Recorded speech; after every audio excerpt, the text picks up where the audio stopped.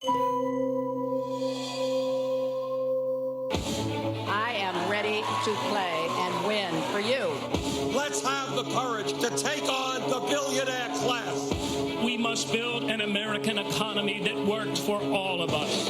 I believe we should break up the large banks. Hillary Clinton does not. Senator Sanders has been a pretty reliable vote for the gun lobby. To say that I'm kind of a supporter of the NRA is a mean-spirited and inaccurate statement. Senator Sanders voted to give immunity to gun dealers. Secretary Clinton changes her position on this every election year. My view is we shouldn't be ripping up Obamacare and starting over. Now she's attacking me because I support universal health care. I think America is great, and it's up to us to make sure we make it greater. I believe we're going to make history one more time. The Democratic Candidates Debate, live from the Gilliard Center in Charleston, South Carolina. Here now, Lester Holt. Good evening and welcome to the NBC News YouTube Democratic Candidates Debate. After all the campaigning, soon Americans will have their say with the first votes of the 2016 campaign just 15 days away in Iowa and New Hampshire, not far behind. Tonight will be the final opportunity to see these candidates face to face before the voting begins. Our purpose here tonight is to highlight and examine the differences among the three Democratic candidates. So let's get started. Please welcome Secretary Hillary Clinton, Senator Bernie Sanders, and Governor Martin O'Malley.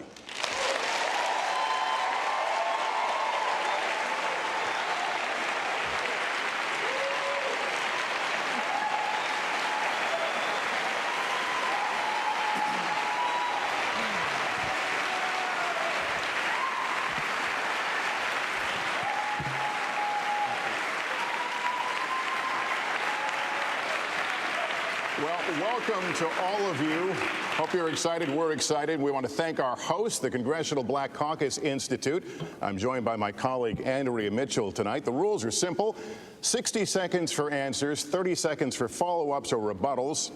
I know you'll all keep exactly to time, so our job should be pretty easy here tonight. We'll also have questions from the YouTube community throughout the debate. This is a critical point in the race. You've been defining your differences with each other, especially vigorously in the last week on the campaign trail. We're here to facilitate this conversation on behalf of the voters so that they know exactly where you stand as you face off tonight. Let's have a great debate. We'll begin with 45-second opening statements from each candidate, starting with Secretary Clinton. Well, good evening, and I want to thank the Congressional Black Caucus Institute and the people of Charleston for hosting us here on the eve of Martin Luther King Day tomorrow. You know, I remember well when my youth minister took me to hear Dr. King. I was a teenager, and his moral clarity, the message that he conveyed that evening really stayed with me and helped to set me on a path to service. I also remember that he spent the last day of his life in Memphis fighting for dignity and higher pay for working people, and that is our fight still. We have to get the economy working and incomes rising for everyone, including those who have been left out and left behind. We have to keep our communities and our country safe. We need a president who can do all aspects of the job. I understand that this is the hardest job in the world. I'm prepared and ready to take it on, and I hope to earn your support to be the nominee of the Democratic Party and the next president of the United States. Thank you.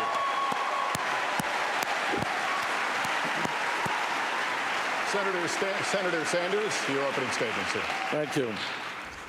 As we honor the extraordinary life of Dr. Martin Luther King, Jr., it's important not only that we remember what he stood for, but that we pledge to continue his vision to transform our country.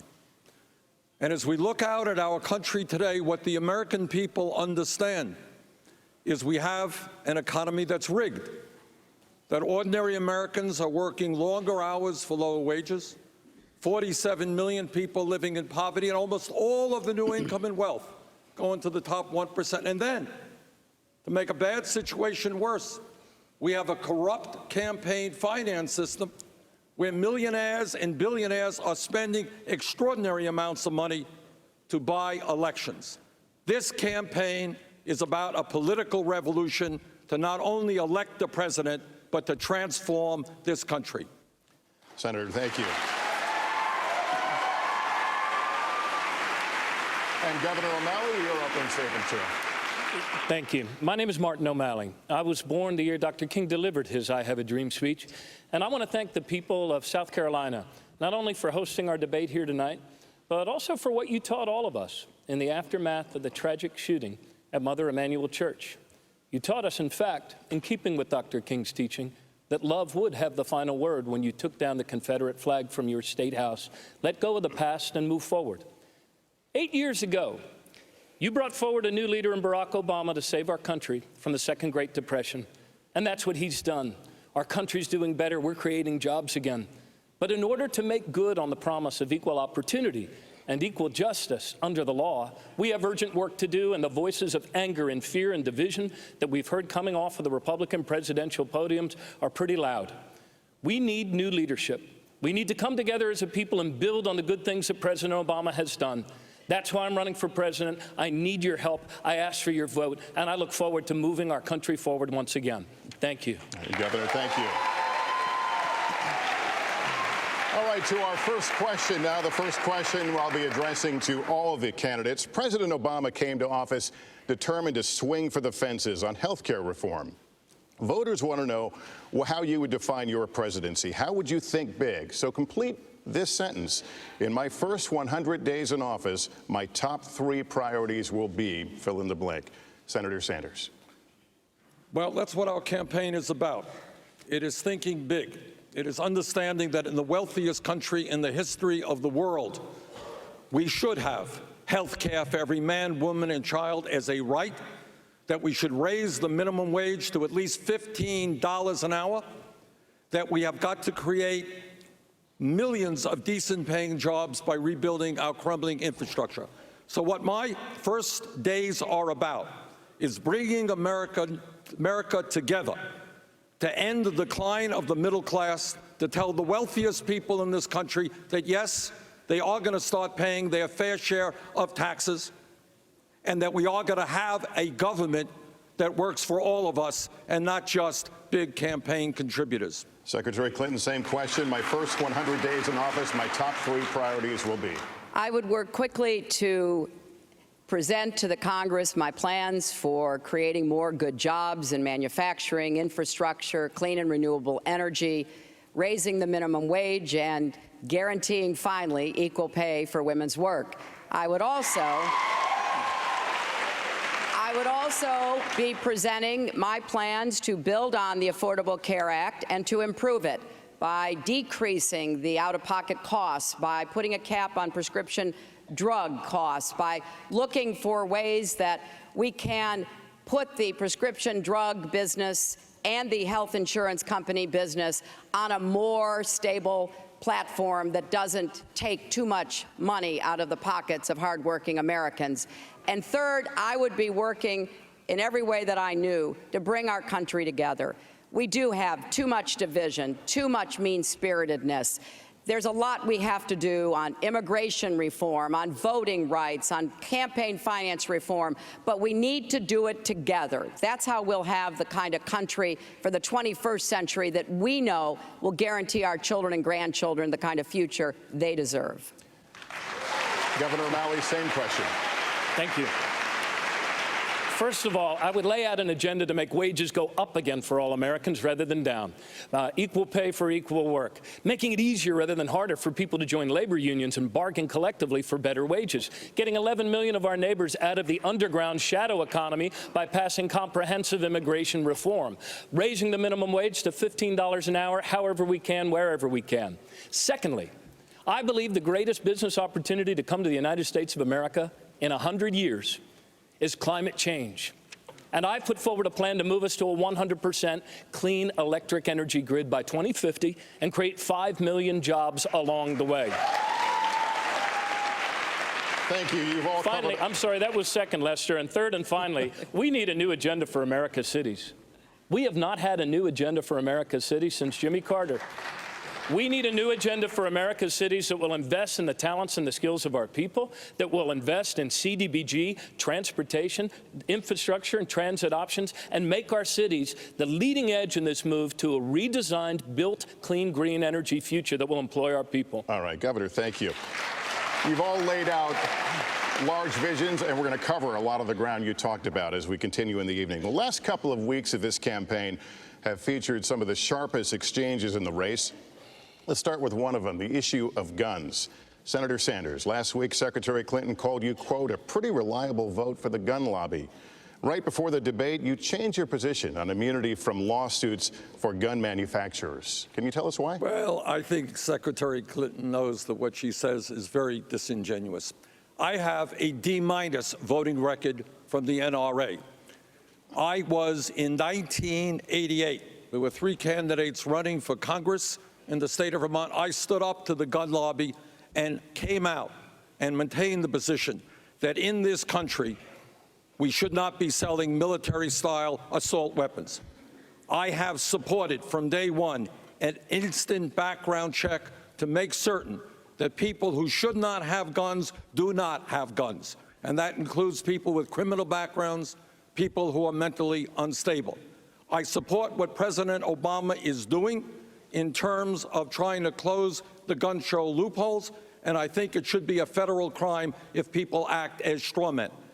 We have seen in this city a horrendous tragedy of a crazed person praying with people and then coming out and shooting 9 people. This should not be a political issue.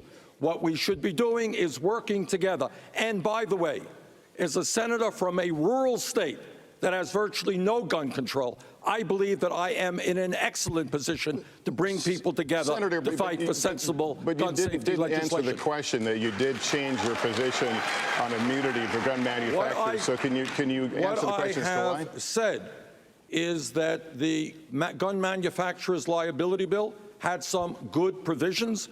Among other things, we prohibited ammunition that would have killed cops who had protection on. We had child safety protection on guns in that legislation. And what we also said is a small mom and pop gun shop who sells a gun legally to somebody should not be held liable if somebody does something terrible with that gun. So what I said is I would relook at it. We are going to relook at it, and I will support stronger provisions. Secretary Clinton, would you like to respond to Senator Sanders? Yes. Look, I have made it clear, based on Senator Sanders' own record, that he has voted with the NRA, with the gun lobby, numerous times. He voted against the Brady bill 5 times. He voted for what we call the Charleston loophole. He voted for immunity from gun makers and sellers, which the NRA said was the most important piece of gun legislation in 20 years. He voted to let guns go onto Amtrak, guns go into national parks. He voted against doing research to figure out how we can save lives. Let's not forget what this is about. 90 people a day die from gun violence in our country. That's 33,000 people a year. One of the most horrific examples, not a block from here, where we had 9 people murdered. Now, I am pleased to hear that Senator Sanders has reversed his position on immunity, and I look forward to him joining with those members of Congress who have already introduced legislation. There is no other industry in America that was given the total pass that the gun makers and dealers were, and that needs to be reversed. All right, Governor O'Malley, you signed tough gun control measures as governor of Maryland, and there are a lot of Democrats in the audience here in South Carolina who own guns. This conversation might be worrying many of them. They may be hearing, you want to take my guns. What would you say to them? Yeah, this is what I would say, Lester. Look, I've listened to Secretary Clinton and Senator Sanders go back and forth on which of them has the most inconsistent record on gun safety legislation, and I would have to agree with both of them. They've both been inconsistent when it comes to this issue. I'm the one candidate on this stage that actually brought people together to pass comprehensive gun safety legislation. This is very personal to me, being from Baltimore. I will never forget one occasion visiting a little boy in Johns Hopkins Hospital. He was getting a birthday haircut, the age of 3, when drug dealers turned that barbershop into a shooting gallery, and that boy's head was pierced with a bullet. And I remember visiting him. It did not kill him. I remember visiting him and his mother in Johns Hopkins Hospital, in his diapers with tubes running in and out of his head, same age as my little boy. So after the slaughter of the kids in Connecticut, Lester, we brought people together. We did pass in our state comprehensive gun safety legislation. It did have a ban on combat assault weapons, universal background checks. And you know what? We did not interrupt a single person's hunting season. I've never met a self-respecting deer hunter that needed an AR-15 to down a deer. And so we were able to actually do these things. All right, Governor, thank you. Secretary Clinton, this is a community that has suffered a lot of heartache in the last year. Of course, as you mentioned, the church shootings. We won't forget the video of Walter Scott being shot in the back while running from police. We understand that a jury will decide whether that police officer was justified, but it played straight to the fears of many African-American men that their lives are cheap. Is that perception, or in your view, is it reality? Well, sadly, it's reality. And it has been heartbreaking and incredibly outraging to see the constant stories of young men like Walter Scott, as you said, who have been killed by police officers. There needs to be a concerted effort to address the systemic racism in our criminal justice system. And that requires a very clear agenda for retraining police officers, looking at ways to end racial profiling, finding more ways to really bring the disparities that stalk our country into high relief. 1 out of 3 African-American men may well end up going to prison. That's the statistic. I want people here to think what we would be doing if it was 1 out of 3 white men. And very often the black men are arrested, convicted, and incarcerated for offenses that do not lead to the same results for white men. So we have a very serious problem that we can no longer ignore. Your time is up. Senator Sanders, my next question is actually my next question is for you. Let me respond to what the Secretary said. We have a criminal justice system which is broken. Who in America is satisfied that we have more people in jail than any other country on earth, including China, disproportionately African American and Latino? Who is satisfied that 51% of African American young people are either unemployed or underemployed? Who is satisfied that millions of people have police records for possessing marijuana when the CEOs of Wall Street companies who destroyed our economy have no police records? Senator Sanders. So we need to take a very hard look at our criminal justice system, investing in jobs and education, not in jails and incarceration. Just over a week ago, the chairman of the Congressional Black Caucus endorsed Secretary Clinton, not you. He said that choosing her over you was not a hard decision. In fact, our polling shows she's beating you more than 2 to 1 among minority voters. How could he be the nominee if you don't have that support? Well, let me talk about polling. As Secretary Clinton well knows, when this campaign began, she was 50 points ahead of me. We were all of 3 percentage points. Guess what? In Iowa, New Hampshire, the race is very, very close. Maybe we're ahead in New Hampshire. In terms of polling, guess what? We are running ahead of Secretary Clinton in terms of taking on my good friend Donald Trump, beating him by 19 points in New Hampshire, 13 points in the last national poll that I saw. To answer your question, when the African-American community becomes familiar with my congressional record and with our agenda, and with our views on the economy and criminal justice, just as the general population has become more supportive, so will the African-American community, so will the Latino community. We have the momentum. We're on a path toward victory. Google's, actually, Governor, I'm going to come to you in a second, but Google searches for the words Black Lives Matter surpassed civil rights movement last year. And here in South Carolina, Black Lives Matter was the #1 trending political issue. Governor O'Malley, you've campaigned on your record as governor of Maryland, and before that, the mayor of Baltimore. Last year, of course, Baltimore was rocked by violent unrest in the wake of the death of Freddie Gray. And right from the start of your campaign, you've been dogged by those who blame your tough-on-crime, so-called zero-tolerance policies as mayor for contributing to that unrest. What responsibility do you bear? Yeah, let's talk about this. When I ran for mayor in 1999, Lester, it was not because our city was doing well. It was because we were burying over 300 young, poor black men every single year. And that's why I ran, because, yes, Black Lives Matter. And we did a number of things. We weren't able to make our city immune from setbacks, as the Freddie Gray unrest and tragic death showed. But we were able to save a lot of lives, doing things that actually work to improve police and community relations. The truth of the matter is, we created a civilian review board, and many of these things are in the new agenda for criminal justice reform that I put forward. We created a civilian review board, gave them their own detectives. We required the reporting of discourtesy, use of excessive force, lethal force.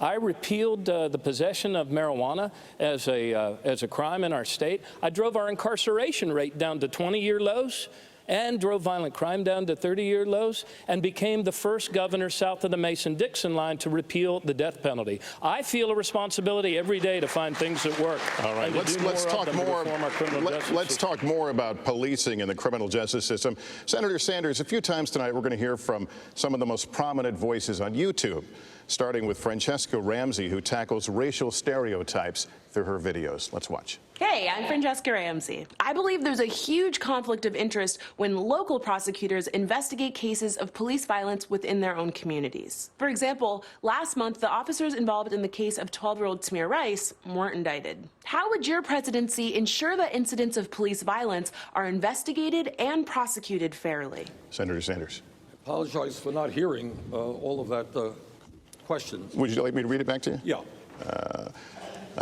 Prosecutors, I believe there's a huge conflict of interest when local prosecutors investigate cases of police violence within their communities.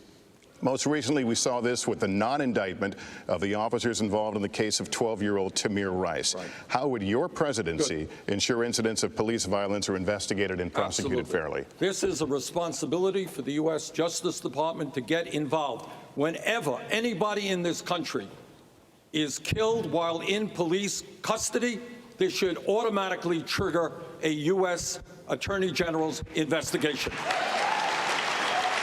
Second of all, and I speak as a mayor who worked very closely and well with police officers, the vast majority of whom are honest, hardworking people trying to do a difficult job. But let us be clear. If a police officer breaks the law, like any public official, that officer must be held accountable. And thirdly, we have got to demilitarize our police departments so they don't look like occupying armies. We got to move toward community policing. And fourthly, we have got to make our police departments look like the communities they serve in their diversity. Secretary Clinton, this question is for you. Tonight, parts of America are in the grip of a deadly heroin epidemic, spanning race and class, hitting small towns and cities alike. It's become a major issue in this race. In a lot of places where you've been campaigning, despite an estimated $1 trillion spent, many say the war on drugs has failed. So what would you do? Well, Lester, you're right. Everywhere I go to campaign, I'm meeting families who are affected by the drug problem that mostly is opioids and heroin now, and lives are being lost and children are being orphaned. And I've met a lot of grandparents who are now taking care of grandchildren. So I have tried to come out with a comprehensive approach that, number one, does tell the states that we will work with you from the federal government, putting more money, about $1 billion a year, to help states have a different approach to dealing with this epidemic. The policing needs to change. Police officers must be equipped with the antidote to a heroin overdose or an opioid overdose known as Narcan. They should be able to administer it, so should firefighters and others. We have to move away from treating the use of drugs as a crime and instead move it to where it belongs, as a health issue. And we need to divert more people from the criminal justice system into drug courts, into treatment and recovery. And that's time. So this is the kind of approach that we should take in dealing with what is now a growing epidemic. Senator Sanders, would you like to respond? Sure. I agree with everything the Secretary said, but let me just add this.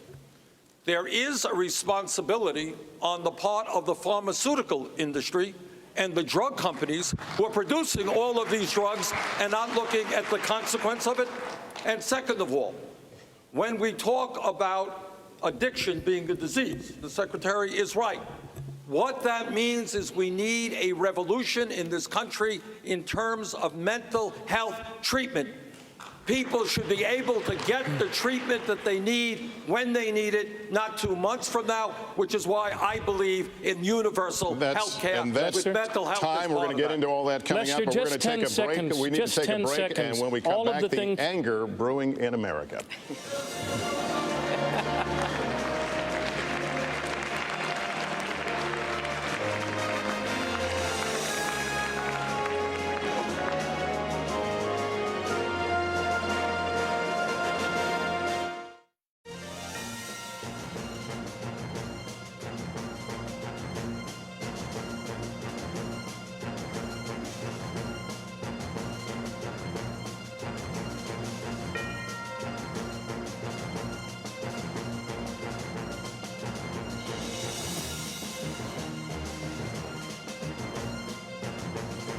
Last week, Secretary Clinton called you, quote, a pretty reliable vote for the gun lobby. Right before the debate, you changed your position on immunity from lawsuits for gun manufacturers. Can you tell us why? Well, I think Secretary Clinton knows that what she says is very disingenuous. I have a D- voting record from the NRA.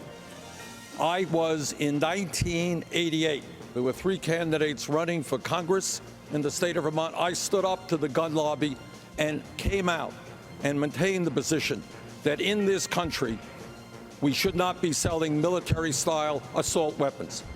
I have supported from day one an instant background check to make certain that people who should not have guns do not have guns.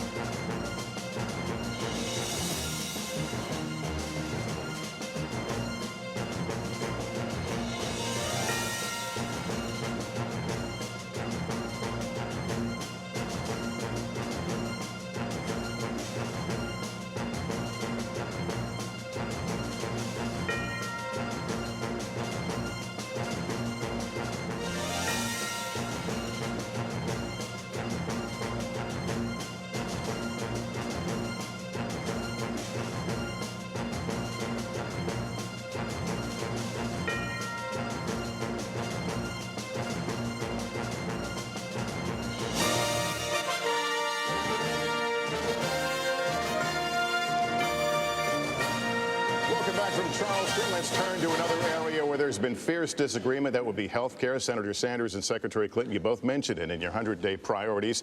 Let's turn to my colleague Andrea Mitchell now to lead that questioning. Thank you, Lester. Secretary Clinton, Senator Sanders favors what he calls Medicare for all. Now, you've said that what he is proposing would tear up Obamacare and replace it. Secretary Clinton, is it really fair to say that Bernie Sanders wants to kill Obamacare? Well, Andrea, I am absolutely committed to universal health care. I've worked on this for a long time. People may remember that I took on the health insurance industry back in the 90s, and I didn't quit until we got the Children's Health Insurance Program that insures 8 million kids. And I certainly respect Senator Sanders' intentions. But when you're talking about health care, the details really matter, and therefore we have been raising questions about the 9 bills that he introduced over 20 years as to how they would work and what would be the impact on people's health care. He didn't like that. His campaign didn't like it either, and tonight he's come out with a new health care plan. And again, we need to get into the details, but here's what I believe. The Democratic Party in the United States worked since Harry Truman to get the Affordable Care Act passed. We finally have a path to universal health care. We've accomplished so much already. I do not want to see the Republicans repeal it, and I don't want to see us start over again with a contentious debate. I want us to defend and build on the Affordable Care Act and improve it. Okay. Senator Sanders? Secretary Clinton didn't answer your question. Because what her campaign was saying, Bernie Sanders, who has fought for universal health care for my entire life, he wants to end Medicare, end Medicaid, end the Children's Health Insurance Program. That is nonsense. What a Medicare for All program does is finally provide in this country health care for every man, woman, and child as a right. Now, the truth is that Franklin Delano Roosevelt, Harry Truman, you know what they believed in? They believed that health care should be available to all of our people. I'm on the committee that wrote the Affordable Care Act. I made the Affordable Care Act, along with Jim Clyburn, a piece of legislation. I voted for it. But right now, what we have to deal with is the fact that 29 million people still have no health insurance. We are paying the highest prices in the world for prescription drugs, getting ripped off. And here's the important point. We are spending far more per person on health care than the people of any other country. My proposal, provide health care to all people, get private insurance out of health insurance, lower the cost of health care for middle-class families by $5,000. That's the vision we need to take. Well, if I can, you know, I have to say I'm not sure whether we're talking about the plan you just introduced tonight or we're talking about the plan you introduced 9 times in the Congress, but the fact is we have the Affordable Care Act. That is one of the greatest accomplishments of President Obama, of the Democratic Party, and of our country, and we have already seen 19 million Americans get insurance. We have seen the end of pre-existing conditions keeping people from getting insurance. We have seen women no longer paying more for our insurance than men, and we have seen young people up to the age of 26 being able to stay on their parents' policy. Now, there are things we can do to improve it, but to tear it up and start over again, pushing our country back into that kind of a contentious debate, I think is the wrong direction. I have to talk about something that's actually working in our state. No one is tearing this up. We're going to go forward. But what the Secretary neglected to mention, not just the 29 million still have no health insurance, that even more are underinsured with huge co-payments and deductibles. Tell me why we are spending almost 3 times more than the British, who guarantee health care to all of their people. 50% more than the French, more than the Canadians. The vision from FDR and Harry Truman was health care for all people as a right in a cost-effective way. We're not going to tear up the Affordable Care Act. I helped write it. But we are going to move on top of that to a Medicare for all system. Andrea, Andrea, I think instead of attacking one another on health care, we should be talking about the things that are actually working. In our state, we have moved to an all-payer system. With the Affordable Care Act, we now have moved all of our acute care hospitals, that driver of cost at the center, away from fee-for-service and actually to pay. We pay them based on how well they keep patients out of the hospital, how well they keep their patients. That's the future. We need to build on the Affordable Care Act, do the things that work, and reduce costs and increase access. And that's exactly what we are able to do based on the foundation of the Affordable Care Act, what Governor O'Malley just said.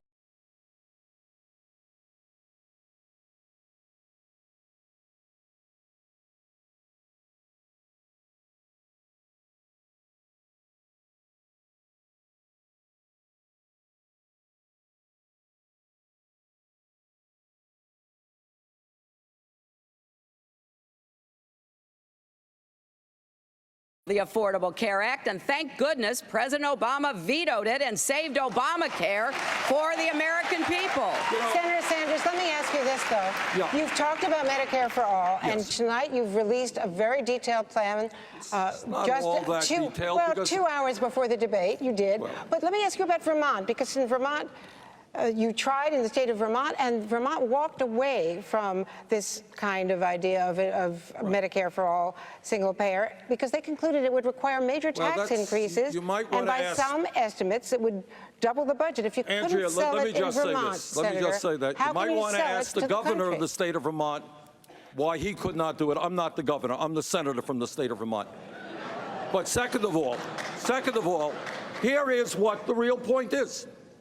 In terms of all of the issues you've raised, the good questions you've raised, you know what it all comes down to? Do you know why we can't do what every other country, major country on earth is doing?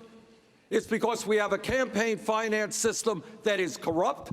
We have super PACs. We have the pharmaceutical industry pouring hundreds of millions of dollars into campaign contributions and lobbying, and the private insurance companies as well. What this is really about is not the rational way to go forward. It's Medicare for all. It is whether we have the guts to stand up to the private insurance companies and all of their money and the pharmaceutical industry. That's what this debate should be about.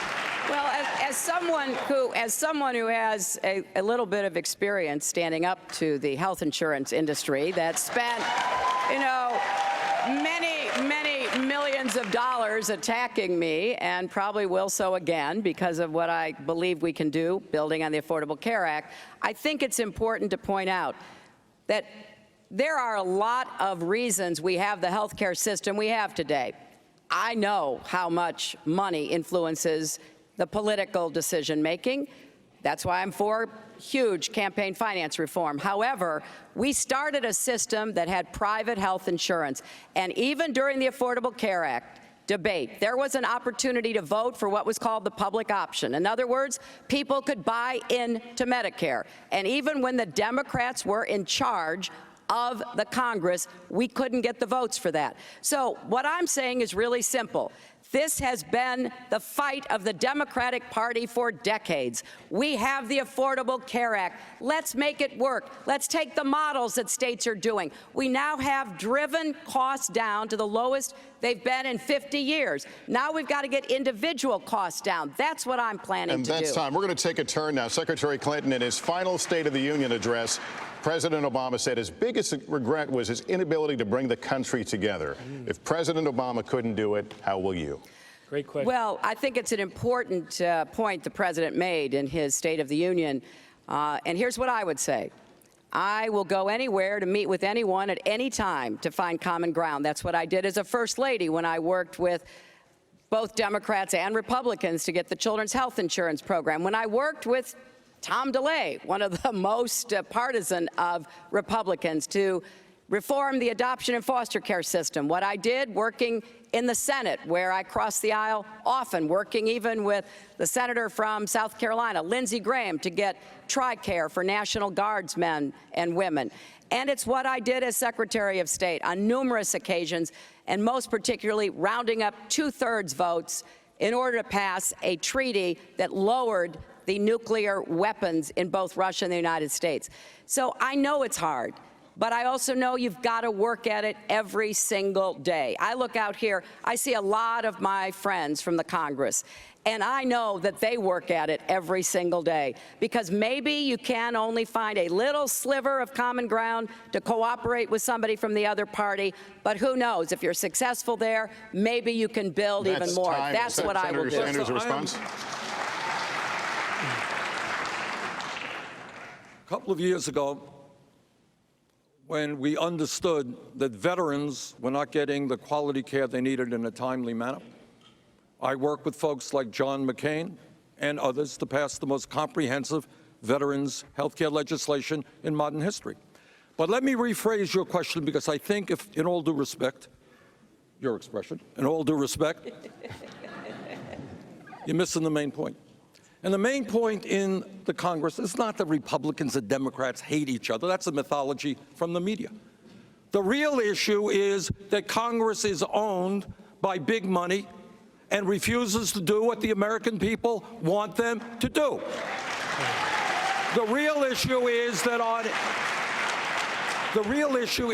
in area after area, raising the minimum wage to $15 an hour, the American people want it.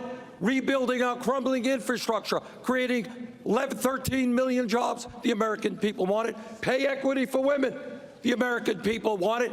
Demanding that the wealthy start paying their fair share of taxes, the American people want it. That's time, but let me continue with you. We have got to make Congress respond to the needs of the people, not big money. Senator Sanders, let me continue. You call yourself a democratic socialist, and throughout your career in politics, you've been critical of the Democratic Party, even saying in a book you wrote, quote, there wasn't a hell of a big difference between the two major parties.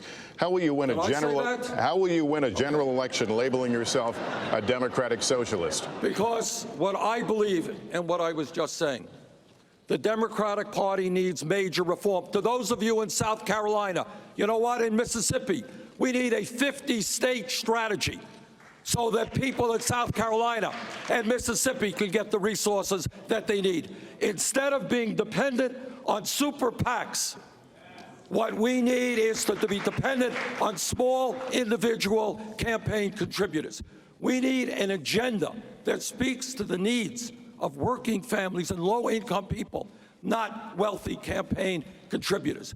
Yeah, but Senator, We need to expand what the input into the Democratic Party. I am very proud that in this campaign, we have seen an enormous amount of excitement from young people, from working people. We have received more individual contributions than any candidate in the history of this country up to this point. Yeah, but Senator, you never came to campaign for Vincent Shaheen when he was running for governor. In fact, neither of you came to campaign for Vincent Shaheen when he was running for governor. We can talk all we want about wanting to build a stronger Democratic Party, but Lester, the question you answered, there's no laughing matter. The most recurring question I get when I stand on the chair all across Iowa and talk with my neighbors is, how are you going to heal the divisions and the wounds in our country? This is the biggest challenge we face as a people. All my life, I've brought people together over deep divides and very old wounds, and that's what we need now in a new leader. We cannot keep talking past each other, declaring all Republicans are our enemies, or the war is all about being against millionaires or billionaires, or it's all against American Muslims or all against immigrants. Look, as Frederick Douglass said, we are one. Our cause is one, and we must help each other if we're going to succeed. I respectfully disagree. Secretary Clinton, my next question is for you. Here's another question from... disagree with my friend over here, and that is, you are right. All of us have denounced Trump's attempt to divide this country, the anti-Latino rhetoric, the racist rhetoric, the anti-Muslim rhetoric. But where I disagree with you, Governor O'Malley, is I do believe we have to deal with the fundamental issues of a handful of billionaires who control the economic and political life of this country. I agree. Nothing real will happen unless we have a political revolution where millions of people finally stand up. We're going to get into that coming up. But Secretary Clinton, here's another question from YouTube. It's from a young video blogger who has over 5 million subscribers. He has a question about the importance of younger voters. Hi, I'm Connor Franta. I'm 23, and my audience is around the same age. Getting my generation's vote should be a priority for any presidential candidate. Now, I know Senator Sanders is pretty popular among my peers, but what I want to know is, how are all of you planning on engaging us further in this election? Secretary Clinton. Well, thanks for the question, and congratulations on 5 million viewers on YouTube. That's quite an accomplishment.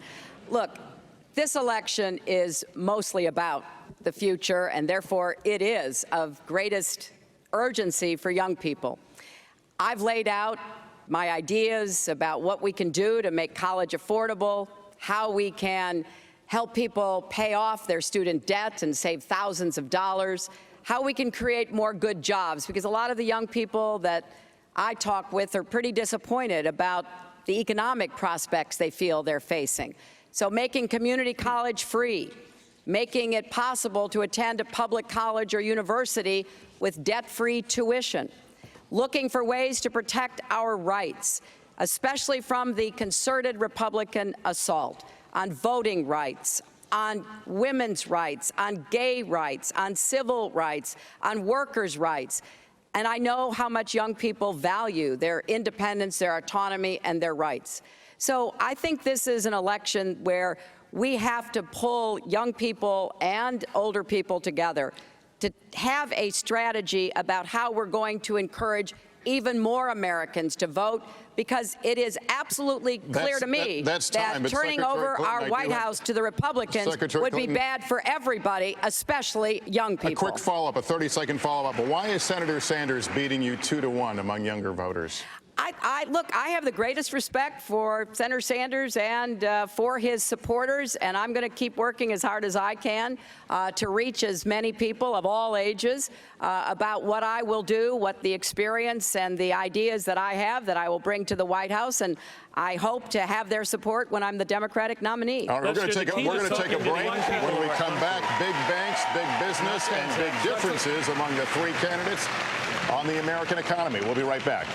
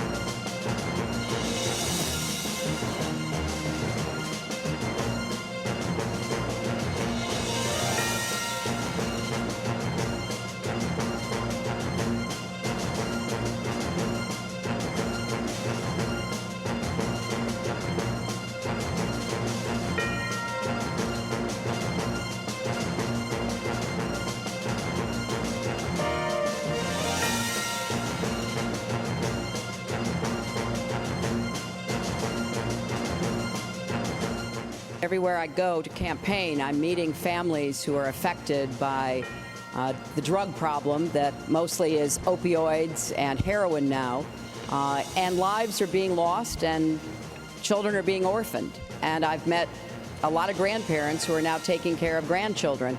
So I have tried to come out with a comprehensive approach that, number one, does tell the states that we will work with you from the federal government, putting more money, about $1 billion a year, to help states have a different approach to dealing with this epidemic.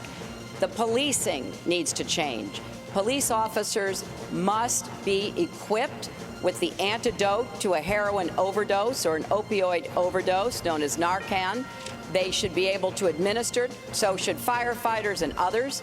We have to move away from treating the use of drugs as a crime and instead move it to where it belongs, as a health issue.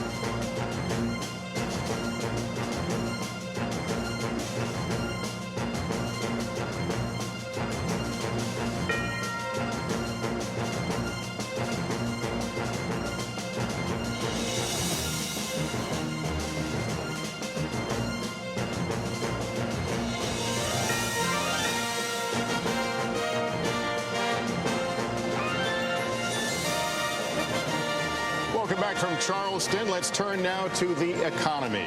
Senator Sanders, you released a tough new ad last week in which, without mentioning Secretary Clinton by name, you talk about two Democratic visions for regulating Wall Street. Quote, one says it's okay to take millions from big banks and tell them what to do.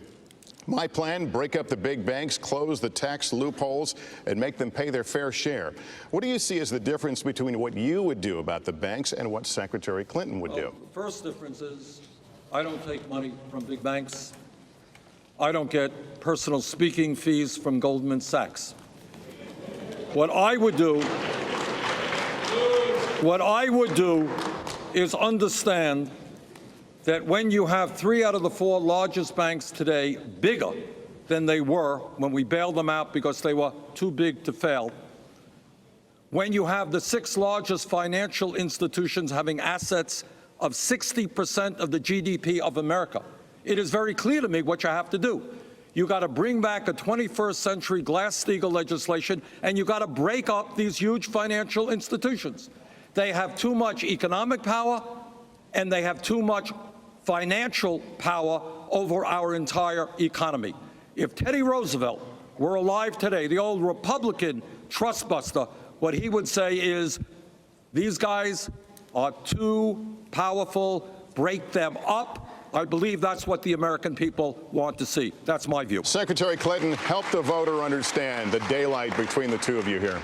Well, there's no daylight on the basic premise that there should be no bank too big to fail and no individual too powerful to jail. We agree on that.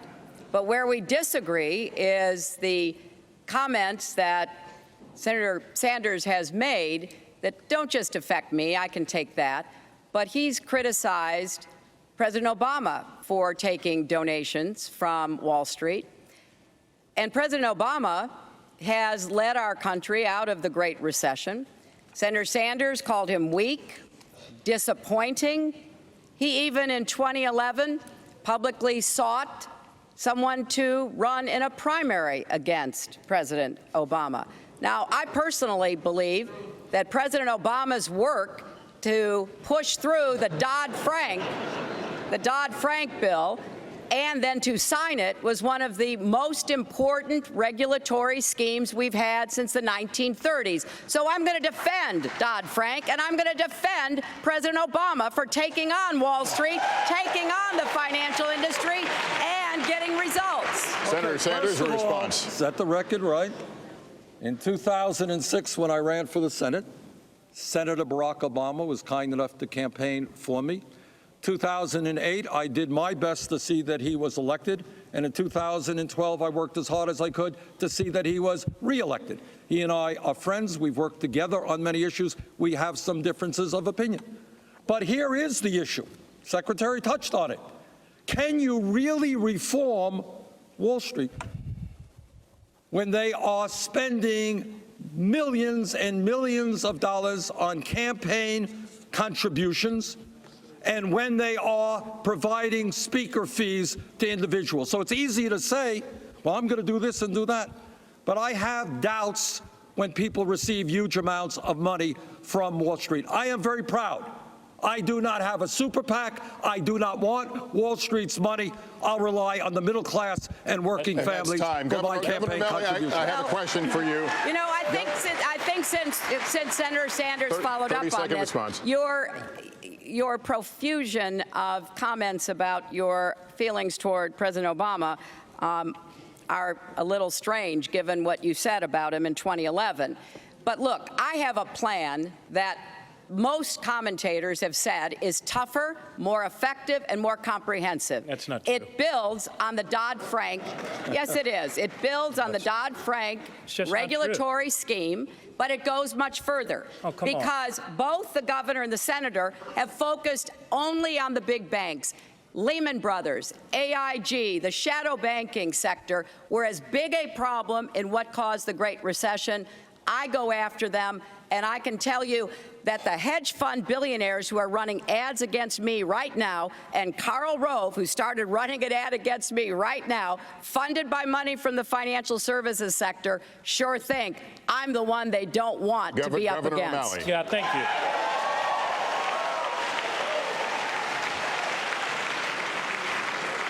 Yeah, Lester, what Secretary Clinton just said is actually not true. I have put forward a plan that would actually put cops back on the beat of Wall Street. I have put forward a plan that was heralded as very comprehensive and realistic. Look, if a bank robber robs a bank and all you do is slap him on the wrist, he's just going to keep robbing banks again. The same thing is true with people in suits. Secretary Clinton, I have a tremendous amount of respect for you. But for you to say there's no daylight on this between the three of us is also not true. I support reinstituting a modern version of Glass-Steagall that would include going after the shadow banks, requiring capital requirements that would force them to no longer put us on the hook for these sorts of things. In prior debates, I've heard you even bring up, now you bring up President Obama here in South Carolina in defense of the fact of your cozy relationship with Wall Street. In an earlier debate, I heard you bring up even the 9/11 victims to defend it. The truth of the matter is, Secretary Clinton, you do not go as far as reining in Wall Street as I would. And the fact of the matter is the people of America deserve to have a president that's on their side, protecting the Main Street economy from excesses on Wall Street, and we're just as vulnerable Clinton, today. 30-second response. Yes, well, first of all, Paul Krugman, Barney Frank, others have all endorsed my plan. Secondly, we have Dodd-Frank. It gives us the authority already to break up big banks that pose a risk to the financial sector. I want to go further and add to that. And, you know, Governor, you have raised money on Wall Street. You raised a lot of money on Wall Street when you were the head of the Democratic Governors Association. Yeah, but I haven't gotten a penny this year, so somebody please go on to MartinO'Malley.com. Go on to MartinO'Malley.com. Send me your checks. They're not giving me zero.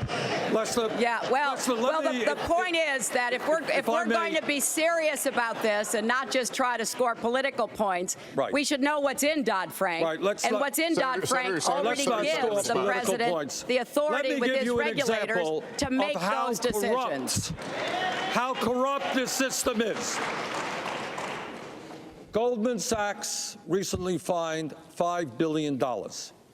Goldman Sachs has given this country 2 secretaries of Treasury, one on the Republicans, one on the Democrats. Say it.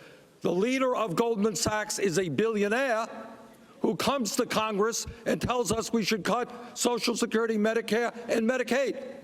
Secretary Clinton, and you're not the only one, so I don't mean to just point the finger at you. You've received over $600,000 in speaking fees from Goldman Sachs in 1 year. I find it very strange that a major financial institution that pays $5 billion in fines for breaking the law, not one of their executives is prosecuted, while kids who smoke marijuana get a jail sentence. That's time, Andrea. Well, the last point on this is, Senator Sanders, you're the only one on this stage that voted to deregulate the financial market in 2000, to take the cops off the street, to use Governor O'Malley's phrase, to make the SEC and the Commodities Futures Trading Commission no longer able to regulate swaps and derivatives, which were one of the main cause of the collapse in 2008. So there's plenty of problems that we all have to face together. And the final thing I would say, we're at least having a vigorous debate about reining in Wall Street. The Republicans want to give them more power and repeal Dodd-Frank. That's what we need to stop. Anyone who wants to check my record, anyone who wants to check my record in taking on Wall Street, in fighting against the deregulation of Wall Street, when Wall Street put billions of dollars in lobbying and campaign contributions to get the government off their backs. They got the government off their backs. Turns out that they were crooks and they destroyed our economy. I think it's time to put the government back on their backs. Senator Sanders. Senator Sanders, we've talked a lot about things you want to do. You want free education for everyone. You want the federal minimum wage raised to $15 an hour. You want to expand Social Security benefits. You've been specific about what you want, but let's talk about how to pay for all of this. You now said that you would raise taxes today, 2 hours or so ago. You've said you would raise taxes to pay for your health care plan. You haven't been specific about how to pay for the other things. Will you tell us tonight? Good. You're right. I want to rebuild our crumbling infrastructure, create 13 million jobs. We do that by doing away with the absurd loophole that now allows major profitable corporations to stash their money in the Cayman Islands and not in some years pay a nickel in taxes. Yes, I do. I plead guilty. I want every kid in this country who has the ability to be able to go to a public college or university tuition free. And by the way, I want to substantially lower student debt interest rates in this country as well. How do I pay for it? I pay for it through a tax on Wall Street speculation. This country and the middle class bailed out Wall Street. Now it is Wall Street's time to help the middle class. In fact, we have documented, unlike Secretary Clinton, I have documented exactly how I would pay for our ambitious agenda. Andrea, I'm the only Secretary person Clinton, on this you stage mentioned to her. So Secretary Clinton, you want to respond? Well, I have actually documented every way that I'm going to pay for what I'm doing because I think the American public deserves to know, and you can go to my website and actually see that. But there are serious questions about how we're going to pay for what we want to see our country do. And I'm the only candidate standing here tonight who has said, I will not raise taxes on the middle class. I want to raise incomes, not taxes. And I'm going to do everything I can to make sure that the wealthy pay for debt-free tuition, for child care, for paid family leave.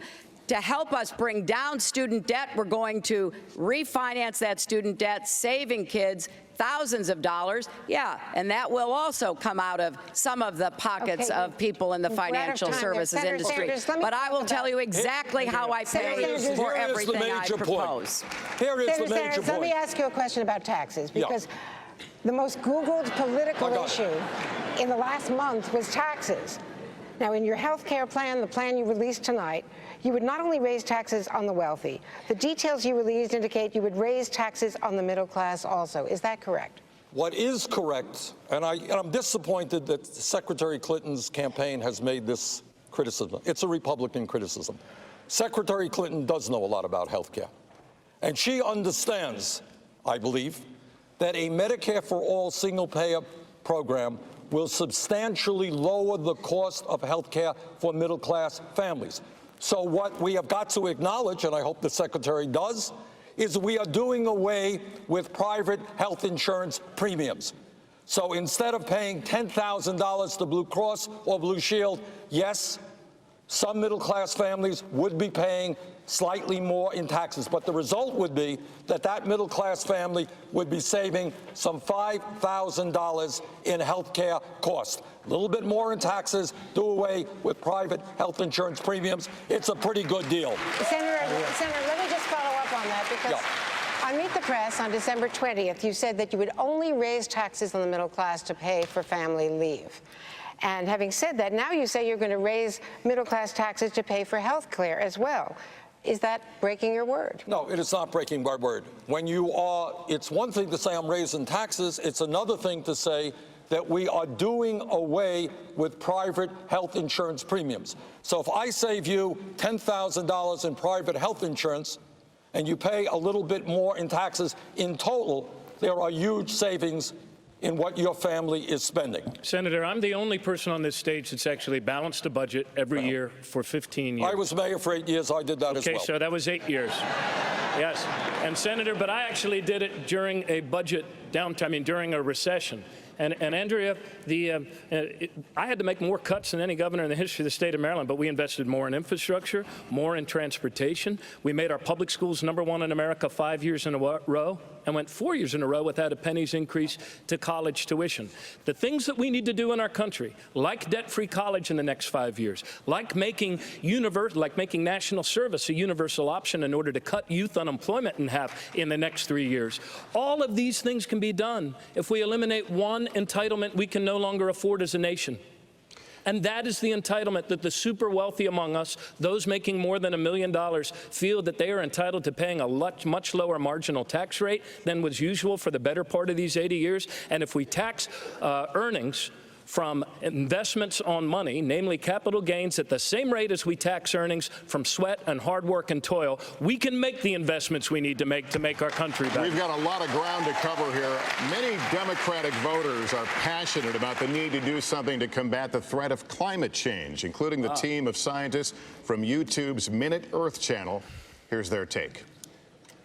Hello from MinuteEarth. Fossil fuels have long kept our cars moving and our light bulbs lit. But we now know that burning these fuels releases heat-trapping gases that are warming the planet, causing seas to rise and contributing to extreme weather events like South Carolina's devastating flooding last year. Fighting human-caused climate change means giving up our global addiction to fossil fuels and shifting the bulk of the world's energy supply to alternative sources. Some countries have acted decisively to make this transition, but here at home, we still get a whopping 82% of our energy from coal, oil, and natural gas. In the U.S., political gridlock, pressure from industry lobbyists, and insufficient R&D have made an already tough battle against climate change even tougher.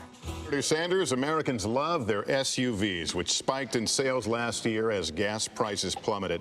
How do you convince Americans that the problem of climate change is so urgent that they need to change their behavior? I think we already are. Younger generation understands it instinctively. I was home in Burlington, Vermont on Christmas Eve. The temperature was 65 degrees. People in Vermont know what's going on. People who did ice fishing where their ice is no longer there on the lake understand what's going on. I'm on both the environmental and energy committees. The debate is over. Climate change is real. It is already causing major problems. And if we do not act boldly and decisively, a bad situation will become worse. It is amazing to me, and I think we'll have agreement on this up here, that we have a major party called the Republican Party that is so owned by the fossil fuel industry and their campaign contributions that they don't even have the courage, the decency to listen to the scientists. It is beyond my comprehension how we can elect the President of the United States, somebody like Trump, who believes that climate change is a hoax invented by the Chinese. Bottom line is, we need to be bold and decisive. We can create millions of jobs. We must, for the sake of our kids and grandchildren, transform our energy system away from fossil fuel to energy efficiency and sustainable energy. I've got the most comprehensive legislation in the Senate to do that, and as president, I will fight to make that happen. Governor O'Malley, 30 seconds, sir. Thank you. Lester, on this stage tonight, this Democratic stage, where we actually believe in science, I would like to challenge and invite my colleagues here on this stage to join me in putting forward a plan to move us to a 100% clean electric energy grid by 2050. It can be done with solar, with wind, with new technologies, with green buildings. This can happen, but President Obama made us more energy independent. But an all-of-the-above strategy didn't land us on the moon. We need American ingenuity, and we need to reach this goal by 2050 for the sake of our kids. That's time. We're going to take a break. When we return, the late-breaking developments regarding Iran. The threat of ISIS now more real than ever on U.S. soil. Americans in fear and hearing few good answers. We'll be right back.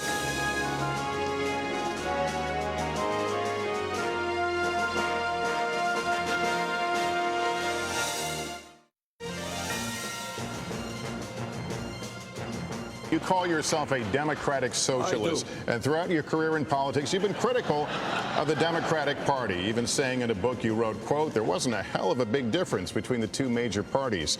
How will you win a general election labeling yourself a Democratic socialist? Because what I believe and what I was just saying, The Democratic Party needs major reform. To those of you in South Carolina, you know what? In Mississippi, we need a 50-state strategy so that people in South Carolina and Mississippi can get the resources that they need. Instead of being dependent on super PACs, what we need is to be dependent on small individual campaign contributors. We need an agenda that speaks to the needs of working families and low-income people.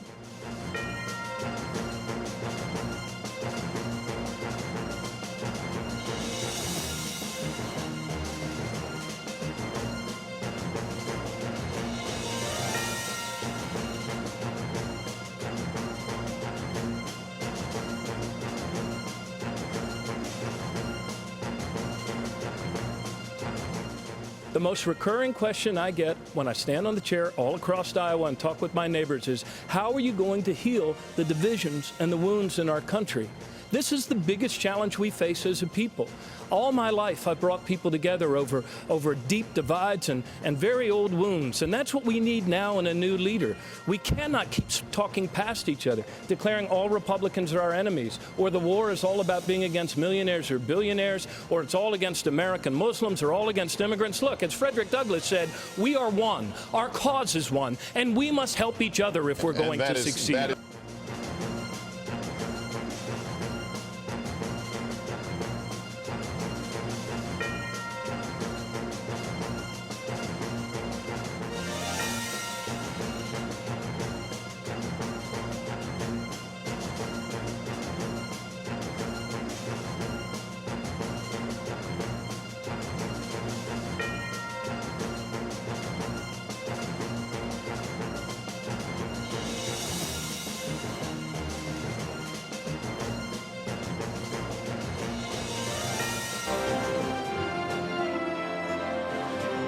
And we are back. I'm Chuck Todd. We are just past the halfway mark in our NBC News YouTube Democratic candidates debate.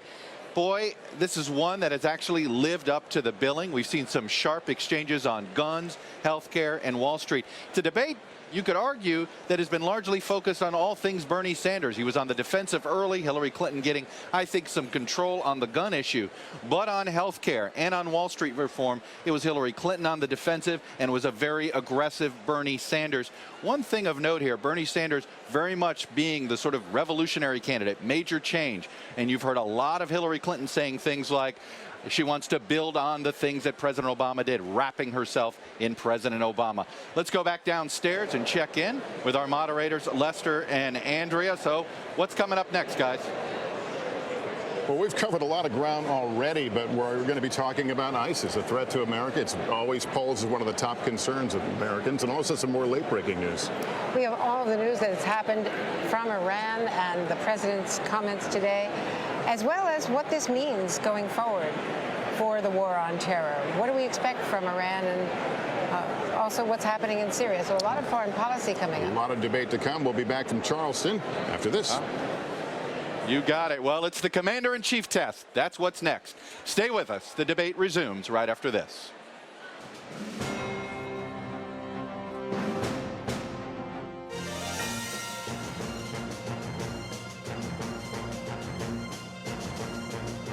Where we disagree is the comments that Senator Sanders has made that don't just affect me, I can take that, but he's criticized President Obama for taking donations from Wall Street.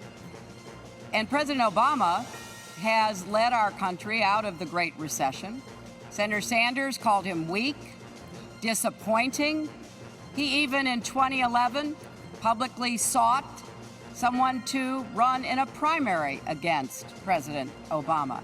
Now, I personally believe that President Obama's work to push through the Dodd-Frank bill and then to sign it was one of the most important regulatory schemes we've had since the 1930s. So I'm going to defend Dodd-Frank, and I'm going to defend President Obama for taking on Wall Street, taking on the financial industry, and getting results.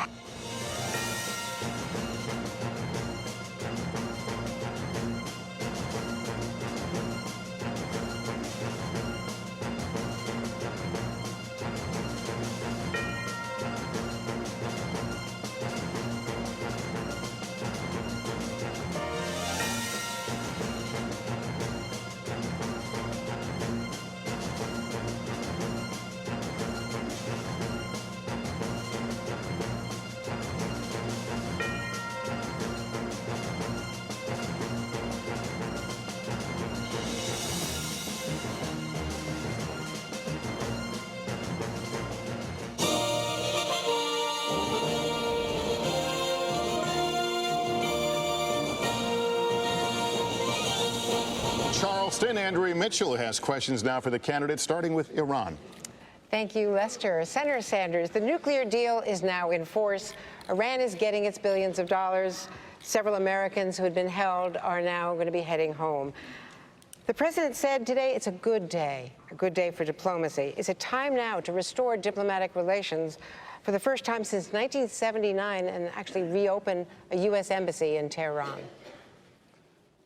I think what we have got to do is move as aggressively as we can to normalize relations with Iran, understanding that Iran's behavior in so many ways is something that we disagree with.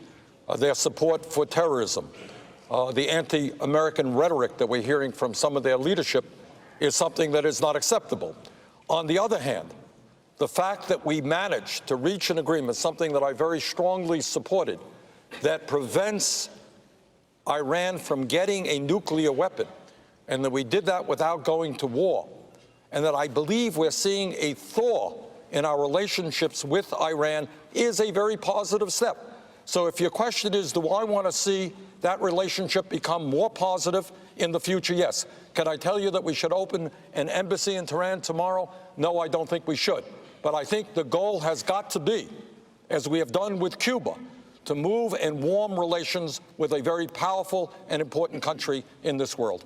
Your response, Secretary Clinton. Well, I'm very proud of the Iran nuclear agreement. I was very pleased to be part of what the president put into action when he took office. I was responsible for getting those sanctions imposed, which put the pressure on Iran that brought them to the negotiating table, which resulted in this agreement. And so they have been, so far, following their requirements under the agreement. But I think we still have to carefully watch them. We've had one good day over 36 years, and I think we need more good days before we move more rapidly toward any kind of normalization. And we have to be sure that they are truly going to implement the agreement, and then we have to go after them on a lot of their other bad behavior in the region, which is causing enormous problems in Syria, Yemen, Iraq, and elsewhere. Well, Andrea, you mentioned Syria. Let me ask you about Syria, all of you. Let's turn to Syria, the civil war that has been raging there. Are there any circumstances in which you could see deploying significant numbers of ground forces in Syria, not just special forces, special operators, but significant ground forces to combat ISIS in a direct combat role? Let me start with you, Secretary Clinton. Absolutely not. I have a three-point plan that does not include American ground forces. It includes the United States leading an air coalition, which is what we are doing, supporting fighters on the ground, the Iraqi army, which is beginning to show more ability, the Sunni fighters that we are now helping to reconstitute, and Kurdish fighters on both sides of the border.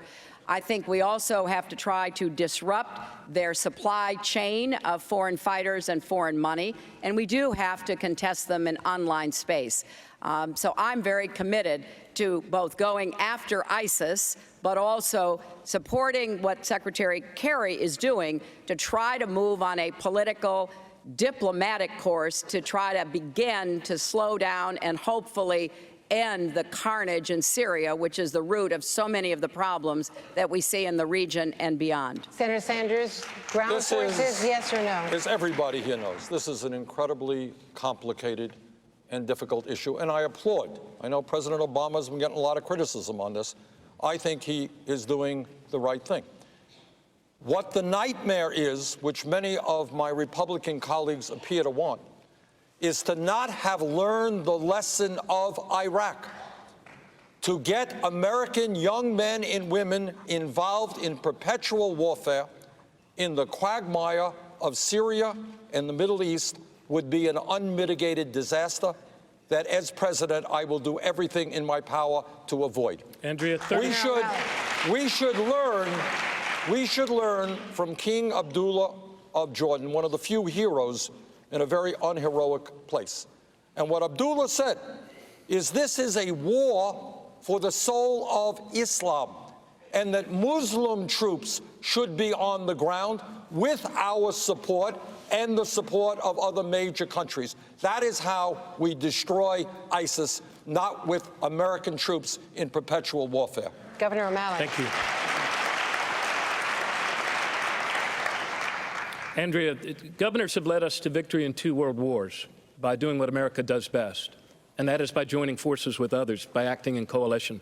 And I believe that President Obama is doing the right thing in this case. We need to learn the lessons from the past. We do need to provide the special ops advisors. We do need to provide the technical support. But over the long term, we need to develop new alliances. We need a much more proactive national security strategy that reduces these threats before they rise to a level where it feels like we need to pull for a division of Marines. And I also want to add one other thing here. I appreciate the fact that in our debate, we don't use the term you hear Republicans throwing around, trying to look all bravado and macho, sending other kids into combat. They keep using the term boots on the ground. A woman in Burlington, Iowa said to me, Governor, when you're with your colleagues, please don't refer to my son, who has served 2 tours of duty in Iraq, as a pair of boots on the ground. We need to be mindful of learning the lessons of the past. I have a question for Senator Sanders. Did the policies of the Obama administration, in which Secretary Clinton, of course, was a part, create a vacuum in Iraq and Syria that helped ISIS grow? No, I think the vacuum was created by the disastrous war in Iraq, which I vigorously opposed. Not only did I vote against it, I helped lead the opposition. And what happened there is, yeah, it's easy to get rid of a 2-bit dictator like Saddam Hussein, but there wasn't the kind of thought as to what happens the day after you get them and what kind of political vacuum occurs and who rises up. Groups like ISIS. So I think that President Obama made a promise to the American people when he ran. And he said, you know what, I'm going to do my best to bring American troops home. And I supported what he did. Our job is to train and provide military support for Muslim countries in the area who are prepared to take on ISIS. And one point I want to make here that is not made very often. You have incredibly wealthy countries in that region. Countries like Saudi Arabia, countries like Qatar. Qatar happens to be the largest, wealthiest country per capita in the world. They have got to start putting in some skin in the game and not just ask the United States to do it. Secretary Clinton, I want to talk to you about red lines because former Defense Secretary Chuck Hagel said in a recent interview that President Obama's decision to stand down on planned missile strikes against Damascus after Assad had used chemical weapons hurt the president's credibility. Should the president have stuck to his red line once he drew it? Look, I think that the president's decision to go after the chemical weapons once there was a potential opportunity to build on when the Russians opened that door resulted in a very positive outcome. We were able to get the chemical weapons out. I know from my own experience as Secretary of State that we were deeply worried about Assad's forces using chemical weapons because it would have had not only a horrific effect on people in Syria, but it could very well have affected the surrounding states, Jordan, Israel, Lebanon, Turkey. So getting those chemical weapons out was a big deal. Should he have stuck to his red line? Did it hurt look, U.S. credibility? I think as Commander-in-Chief, you've got to constantly be evaluating the decisions you have to make. I know a little bit about this, having spent many hours in the Situation Room advising President Obama. And I want to just add to something that Senator Sanders said. The United States had a very big interest in trying to help stabilize the region. If there is any blame to be spread around, it starts with the Prime Minister of Iraq, who sectarianized his military, setting Shia against Sunni. It is amplified by Assad, who has waged one of the bloodiest, most terrible attacks on his own people, 250,000 plus dead, millions fleeing, causing this vacuum that has been filled, unfortunately, by terrorist groups, including ISIS. So I think we are in the midst of great turmoil in this region. We have a proxy conflict going on between Saudi Arabia and Iran. You know, one of the criticisms I've had of Senator Sanders is his suggestion that, you know, Iranian troops be used to try to end the war in Syria and go after ISIS, which I don't think would be a good idea. But overall, a lot of the forces at work in the region are ones that we cannot directly influence, but we can try to bring more we still help lack to human the intelligence to understand what happens next. Where Secretary Clinton and I think, I agree with most of what she said. But where I think we do have an honest disagreement is that in the incredible quagmire of Syria, where it's hard to know who's fighting who, and if you give arms to this guy, it may end up in ISIS's hands the next day. We all know that. And we all know, no argument, the Secretary is absolutely right. Assad is a butcher of his own people, man using chemical weapons against his own people. This is beyond disgusting. But I think in terms of our priorities in the region, our first priority must be the destruction of ISIS. Our second priority must be getting rid of Assad through some political settlement, working with Iran, working with Russia. But the immediate task is to bring all interests together who want to destroy ISIS, including Russia, including Iran, including our Muslim allies, to make that the major priority. But in all of that, Senator and Secretary, I think we're leaving out something very important here. And that is that we still don't have the human intelligence, overt in terms of diplomatic intelligence or covert, to understand even what the heck happens as the secondary and tertiary effects of some of these things. We are walking through this region, Andrea, without the human intelligence that we need. And we need to make a renewed investment as a country in bringing up a new generation of foreign service officers, in bringing up a new generation of business people, and in actually understanding and having relationships in these places so we have a better sense of what the heck happens after a dictator topples and can take action to prevent another safe haven and another iteration of terror. Your time is up. Yes, Senator Sanders mentioned Russia a moment ago. Secretary Clinton, you famously handed Russia's foreign minister a reset button in 2009. Since then, Russia has annexed Crimea, fomented a war in Ukraine, provided weapons that downed an airliner, and launched operations, as we've just discussed, to support Assad in Syria. As president, would you hand Vladimir Putin a reset button? Well, it would depend upon what I got for it. And I can tell you what we got in the first term. We got a New START treaty to reduce nuclear weapons between the United States and Russia. We got permission to resupply our troops in Afghanistan by traveling across Russia. We got Russia to sign on to our sanctions against Iran and other very important commitments. So, look, in diplomacy, you are always trying to see how you can figure out the interests of the other to see if there isn't some way you can advance your security and your values. When Putin came back in the fall of 2011, it was very clear he came back with a mission. And I began speaking out as soon as that happened because there were some fraudulent elections held and Russians poured out into the streets to demand their freedom, and he cracked down and, in fact, accused me of fomenting it. So we now know that he has a mixed record, to say the least, and we have to figure out how to deal with him. What's your relationship with him? Well, my relationship with him, it's interesting. It's one, I think, of respect. We've had some very tough dealings with one another, and I know that he's someone that you have to continually stand up to because, like many bullies, he is somebody who will take as much as he possibly can unless you do. And we need to get the Europeans to be more willing to stand up. I was pleased they put sanctions on after Crimea and eastern Ukraine and the downing of the airliner, but we've got to be more united in preventing Putin from taking a more aggressive stance in Europe and the Middle East. We want to turn right now to the issue of balancing national security concerns with the privacy rights of Americans. That brings us to YouTube and this question.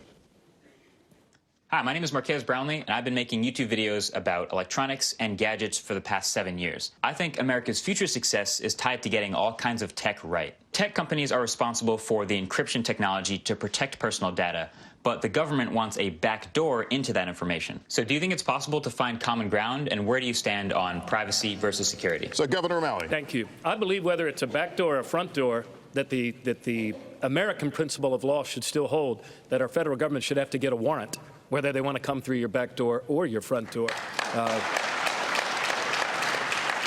And I also agree, Lester, with Benjamin Franklin, who said no people should ever give up their privacy or their freedoms in a promise for security. So we're a collaborative people. We need collaborative leadership here with Silicon Valley and other bright people in my own state of Maryland, around the NSA, that can actually figure this out. But there are certain immutable principles that will not become antique things in our country so long as we defend our country and its values and its freedoms. And one of those things is our right to be secure in our homes and our right to expect that our federal government should have to get a warrant. I also want to say that while we've made some progress on the Patriot Act, I do believe that we need an adversarial court system there. We need a public advocate. We need to develop jurisprudence so that we can develop a body of law that protects the privacy of Americans in the information and digital age. That's Tom. You have all talked about what you would do fighting ISIS over there, but we've been hit in this country by homegrown terrorists, from Chattanooga to San Bernardino.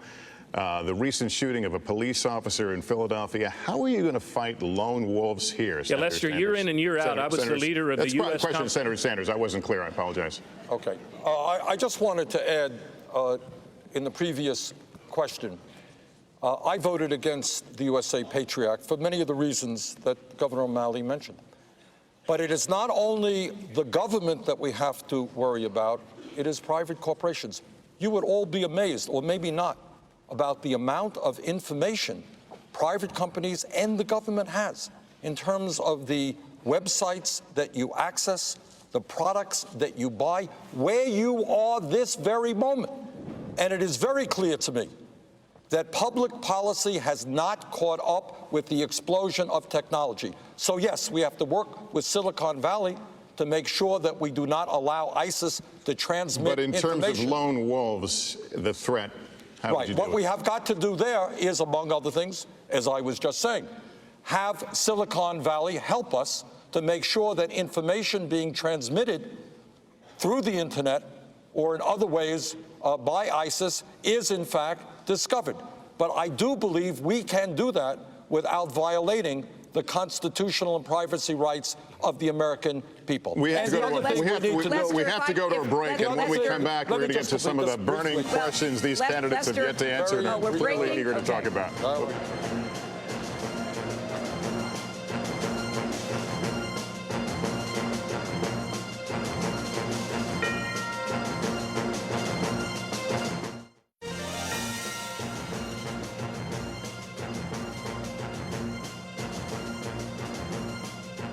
What is correct, and I'm disappointed that Secretary Clinton's campaign has made this criticism. It's a Republican criticism.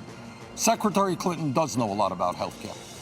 And she understands, I believe, that a Medicare for All single-payer program will substantially lower the cost of health care for middle-class families.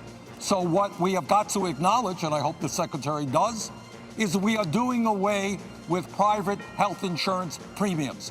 So instead of paying $10,000 to Blue Cross or Blue Shield, yes, some middle-class families would be paying slightly more in taxes, but the result would be that that middle-class family would be saving some $5,000 in health care costs. A little bit more in taxes, do away with private health insurance premiums. It's a pretty good deal.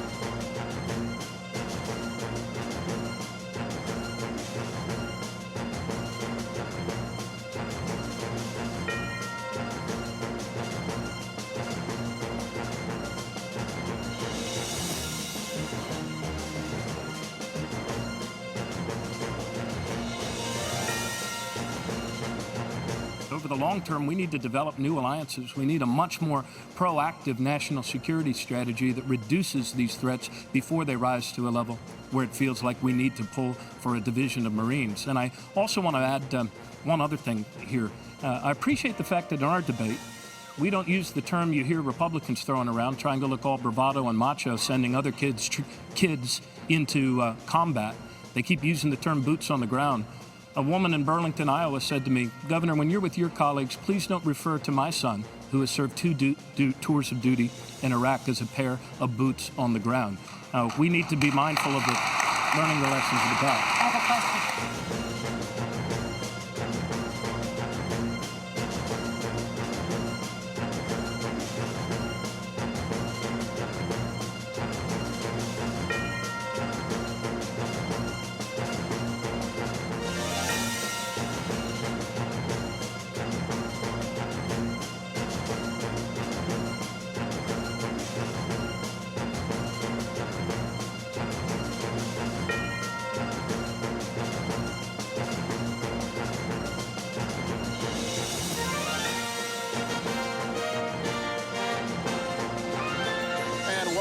To Charleston, as we were going to a break, Secretary Clinton, I cut you off. I'll give you 30 seconds to respond on the issue of lone wolves. Can I get 30 seconds too?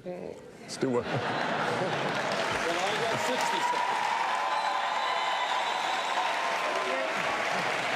seconds. Secretary Clinton.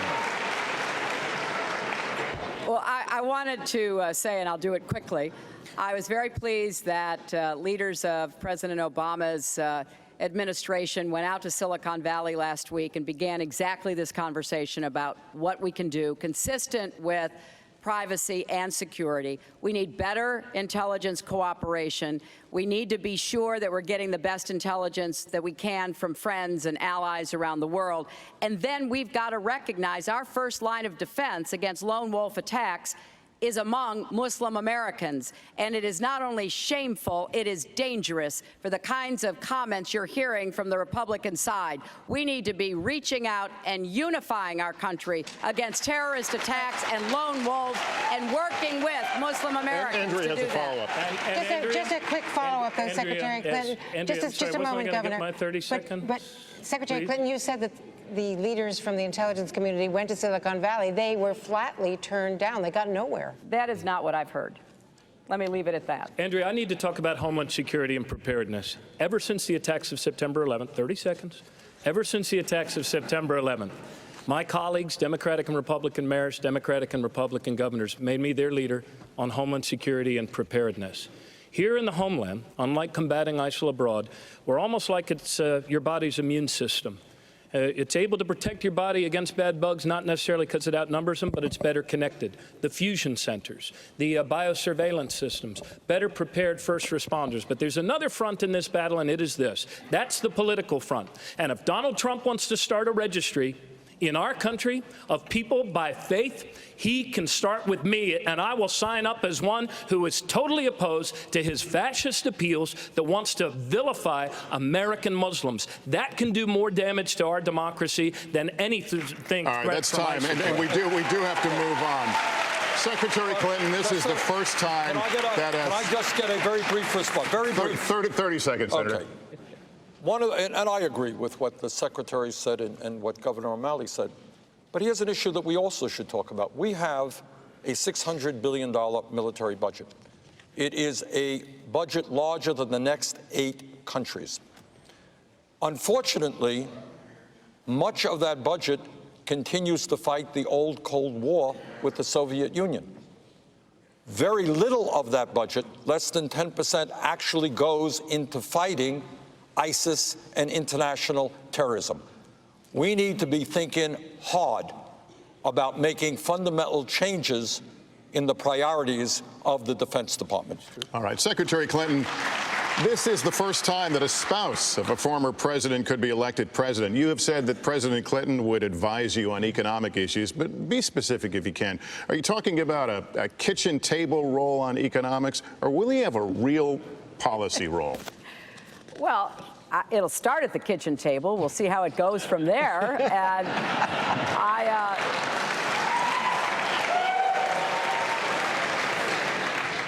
I'm going to have the very best advisors that I can possibly have. And when it comes to the economy and what was accomplished under my husband's leadership in the 90s, especially when it came to raising incomes for everybody and lifting more people out of poverty than at any time in recent history, you bet I'm going to ask for his ideas, I'm going to ask for his advice, and I'm going to use him as a goodwill emissary to go around the country to find the best ideas we've got. Because I do believe, as he said, everything that's wrong with America has been solved somewhere in America. We just have to do more of it, and we have to reach out, especially into poor communities and communities of color, to give more people their own chance to get ahead. Senator Sanders, a 30-second response, sir. Great ideas from Governor O'Malley, Secretary Clinton. But here's the truth. If you have an administration stacked with Wall Street appointees, you ain't going to accomplish very much. So here's a promise that I make. And I mentioned a moment ago how corrupt the system is. Goldman Sachs paying a $5 billion fine gives this country in recent history a Republican Secretary of Treasury, a Democratic Secretary of Treasury. Here's a promise. If elected president, Goldman Sachs is not going to bring forth a Secretary of Treasury for a Sanders administration. Senator Sanders, let me ask you a question. You called Bill Clinton's past transgressions, quote, totally, totally, totally disgraceful and unacceptable. Senator, do you regret saying that? I was asked a question. You know, one of the things, Andrea, and that question annoys me. I cannot walk down the street, Secretary Clinton knows this, without being told how much I have to attack Secretary Clinton. Want to get me on the front pages of the paper, I make some vicious attack. I have avoided doing that, trying to run an issue-oriented campaign.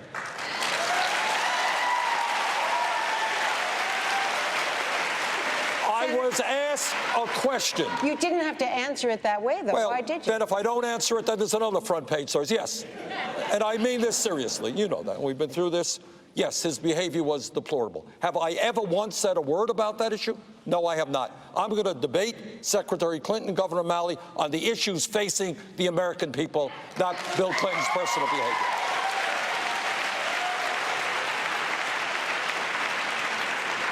We will take a break. We'll continue from Charleston right after this.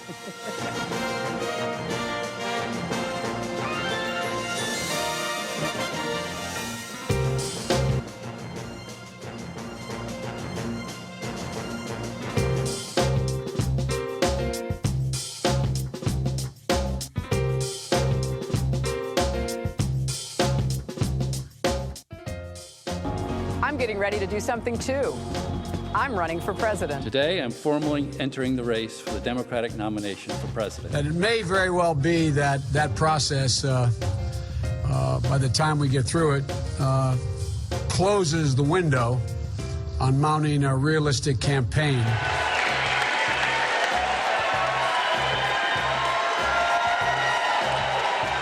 Hundreds of thousands of bright, capable young people are giving up the dream of a higher education because their families do not have enough money. Up and out the road, man. Cross the mountains, square man. Up and lead the mountain man. Hi, good to meet you. How old are you? Are you 3 years old? Oh. They were all doing yoga when they heard you were in town. Oh my gosh, I love yoga.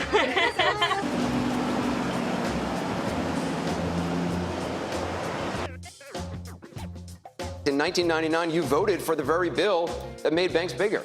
The Glass-Steagall was my very first vote. I just arrived. My dad had died in office. I was appointed to the office. It was my very first vote. Are you saying you didn't know what you were voting for? I just arrived at Senate. I'd have to say the enemy soldier that threw the grenade that wounded me, but he's not around right now to talk to.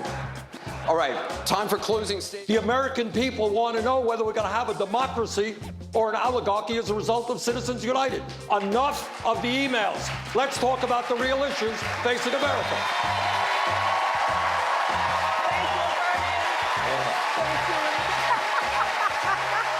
And other questions still lingered. And these questions lingered because previous investigations were not thorough. It would have happened long ago. The fact of the matter is, and let's say it in our debate because you'll never hear this from that immigrant-bashing carnival barker, Donald Trump, the truth of the matter is, I was sick and tired of Hillary Clinton's email. I am still sick and tired of Hillary Clinton's email. And the issue is, the problem is, the front pages every day we're dealing with that. I didn't know I had so much power. But after I said that, we're not hearing much about Hillary Clinton. I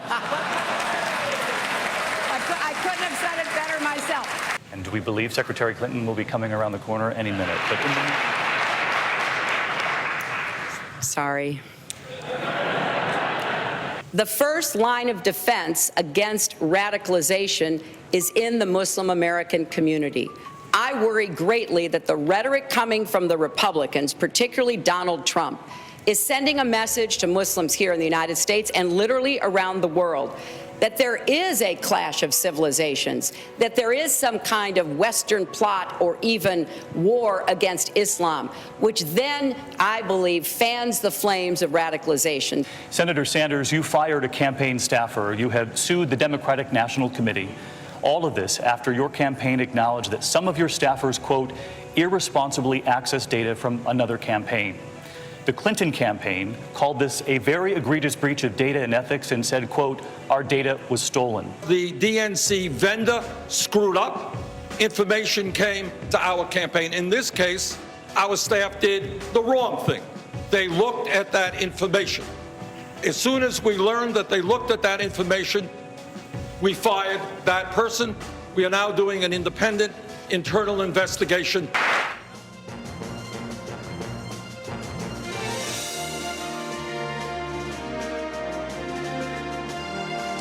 Welcome back, everybody. Finally, before we go tonight, we set out here to understand points of differences between you. We believe we've learned a lot here, but before we leave, is there anything that you really wanted to say tonight that you haven't gotten a chance to say? And we'll start with Governor O'Malley.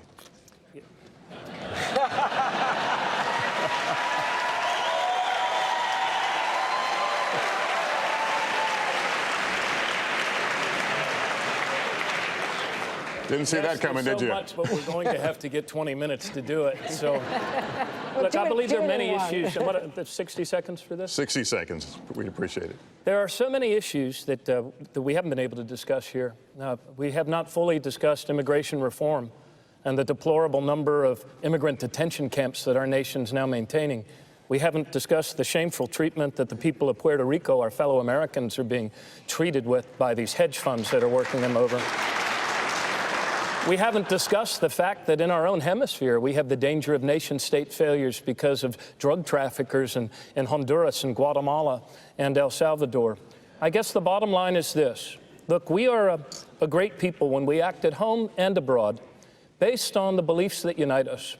Our belief in the dignity of every person, our belief in our own common good. There is no challenge that is too great for us to overcome, provided we bring forward in these divided times new leadership that can heal our divides here at home and bring our principles into alignment abroad. We're on the threshold of a new era of American progress, and I believe we have only need to join forces together and cross that threshold into a new era of American prosperity. And that's time. Thanks a lot.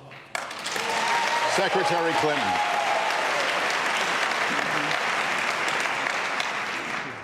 Well, Lester, I spent a lot of time last week being outraged by what's happening in Flint, Michigan, and I think every single American should be outraged. We've had a city in the United States of America where the population, which is poor in many ways and majority African American, has been drinking and bathing in lead-contaminated water. And the governor of that state acted as though he didn't really care. He had requests for help that he basically stonewalled. I'll tell you what, if the kids in a rich suburb of Detroit had been drinking contaminated water and being bathed in it, there would have been action. So I sent my top campaign aide down there to talk to the mayor of Flint, to see what I could do to help. And I issued a statement about what we needed to do. And then I went on a TV show and I said it was outrageous that the governor hadn't acted, and within 2 hours he had. I want to be a president who takes care of the big problems and the problems that are affecting the people of our country every day. Thank you. Senator Sanders. What Secretary Clinton was right, and what I did, which I think is also right, is demanded the resignation of the governor. A man who acts that irresponsibly should not stay in power. Now, we are a great nation, and we've heard a lot of great ideas here tonight. But let's be honest and let's be truthful. Very little is going to be done to transform our economy and to create the kind of middle class we need unless we end a corrupt campaign finance system which is undermining American democracy. We have got to get rid of super PACs. We have got to get rid of Citizens United.